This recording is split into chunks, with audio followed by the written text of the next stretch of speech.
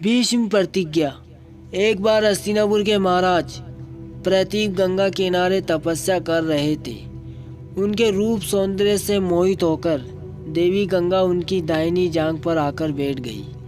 महाराज ये देखकर आश्चर्य में पड़ गए।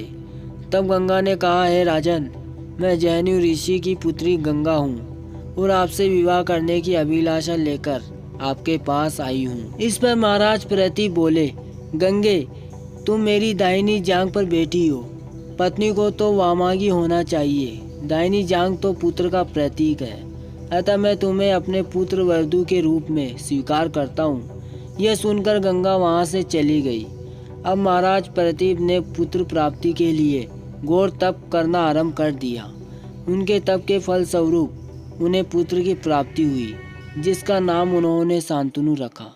शांतनु के युवा होने पर उसे गंगा के साथ विवाह करने का आदेश दे। महाराज प्रतीप स्वर्ग चले गए। पिता के आदेश का पालन करने के लिए शांतनु ने गंगा के पास जाकर उनसे विवाह करने के लिए निवेदन किया। गंगा बोली, राजन, मैं आपके साथ विवाह तो कर सकती हूँ, किंतु आपको वचन देना होगा कि आप मेरे किसी भी कार्य में हस्तक्षेप नहीं करेंगे। शांतनु ने गंगा के कहे अनुसार वचन देकर उनसे विवाह कर लिया।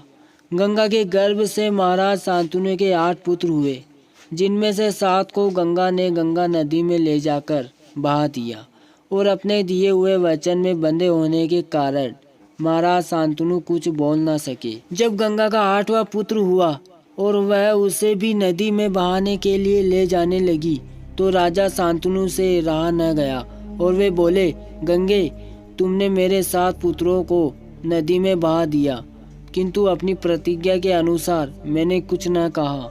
अब तुम मेरे इस 8वें पुत्र को भी बहाने जा रही हो। मैं तुमसे प्रार्थना करता हूँ कि कृपा करके इसे नदी में मत बहाओ। यह सुनकर गंगा ने कहा, राजन, आपने अपनी प्रतिज्ञा भंग कर दी है, इसलिए अब मैं आपके पास नहीं रह सकती। इतना कहकर गंगा अपने पुत्र के साथ अंतर्ध्यान हो गई।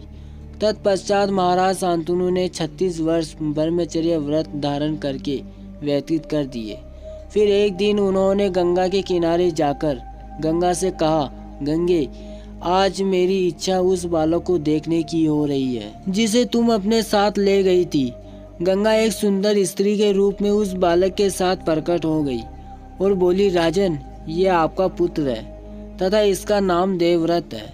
इसे ग्रहण करो। यह पराक्रमी होने के साथ विद्वान भी होगा। अस्त्र विद्या में यह परशुराम के समान होगा।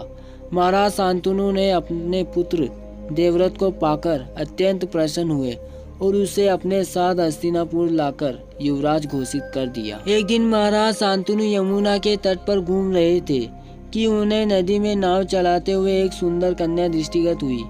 उसके अंग अंग से सुगंध निकल रही थी। महाराज ने उस कन्या से पूछा, हे देवी, तुम कौन हो? कन्या ने बताया, महाराज, मेरा नाम सत्यवती है और मैं निषाद कन्या हूँ। महाराज उसके रूप यौवन पर दृढ़ कर तत्काल उसके पिता के पास पहुँचे और सत्यवती के साथ अपने विवाह का प्रस्ताव किया। इस पर धीवर निषाद बोला, राजन, मुझे अपनी कन्या का आपके साथ विवाह करने में कोई आपत्ति नहीं है, परंतु आपको मेरी कन्या के गर्भ से उत्पन्न पुत्र को ही अपने राज्य का उत्तराधिकारी बनाना होगा। निषाद के इन वचनों को सुनकर महाराज शांतनु चुपचाप हस्तिनापुर लौट आए।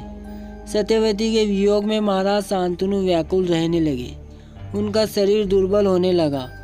महाराज की इस दशा को देखकर देवव्रत को बड़ी चिंता हुई। जब उन्हें मंत्रियों के द्वारा पिता की इस प्रकार की दशा होने का कारण ज्ञात हुआ, तो वे तत्काल समस्त मंत्रियों के साथ निषाद के घर पहुँचे और उन्होंने निषाद से कहा, हे निषाद, आप सहर्ष अपने पुत्री सत्यवती का विवाह मेरे पिता शांतनु के साथ कर दे।